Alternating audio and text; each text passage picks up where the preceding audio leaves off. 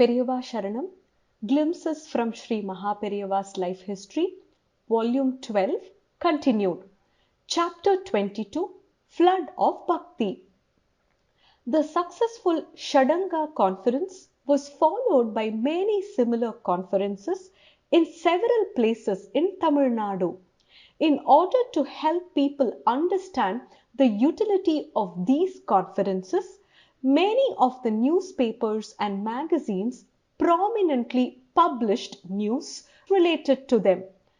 As a result, people took interest in this religious movement. A central organizing committee was formed to further strengthen this movement. The administrative office of this committee was set up in Mayavaram, now called Mayiladurai. Many enthusiastic volunteers joined this movement and provided tireless services.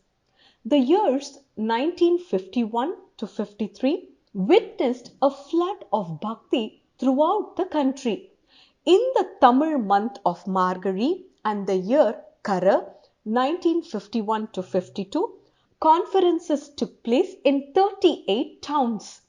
In the following year, Nandana 1952 to 53, 61 conferences took place, followed by 117 conferences in the year Vijaya 1953 to 54 at various places. On December 8, 1952, Maha Periyava spoke at the Sri Vallalar Kovil in Mayavaram on the Thiruppavai Thiruvembavai festival that was being conducted in Indo-China peninsula in Southeast Asia, referring to the territory between India and China at that time. Excerpts from his speech. So far, we thought Thiruppavai and Thiruvembavai festivals were popular only in Tamil Nadu. Some of our scholars examined the historical research studies in Siam, now Thailand, and discovered some truths that may bring great fame to Tamil Nadu. Since long, one of the festivals conducted by the Siamese government is called by the name Trivembave Tribave.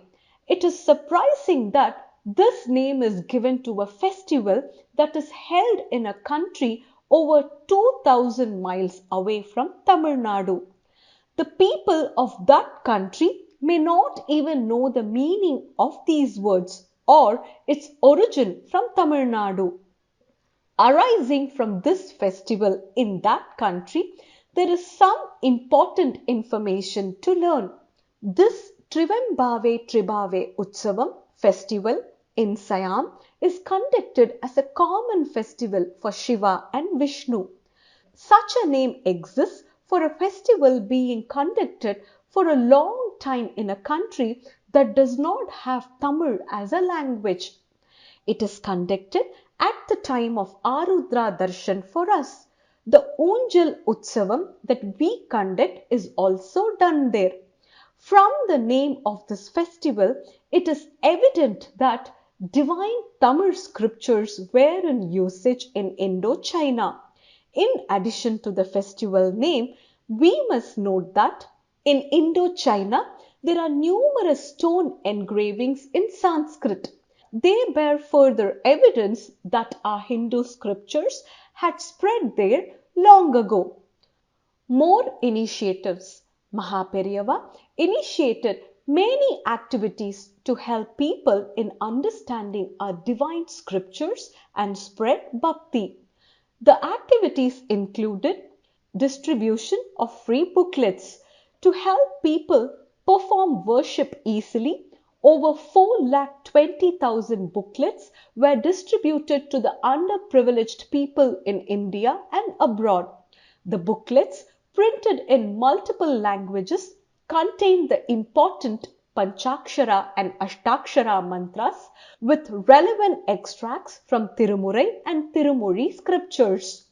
Appeal to the members of the Parliament and Legislature.